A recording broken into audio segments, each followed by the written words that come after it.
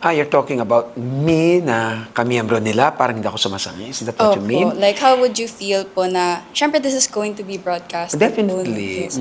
Like, how would you think you'd react to that na, ay, may hindi pa sumasang-ayon lalo na. Kasi hindi naman nila mapipilit ang tao. We have our respective decision and belief, di ba? Hindi naman ako kontra sa pagsasama nila. Ang pinag-usapan lang dito is the marriage. Malaya po kayo, same-sex couple, malaya po kayong mamuhay ng masaya, ng walang kukontra. But again, don't use the word marriage. Respeto naman doon sa mga totoong lalaki at babae dahil that word is for them alone.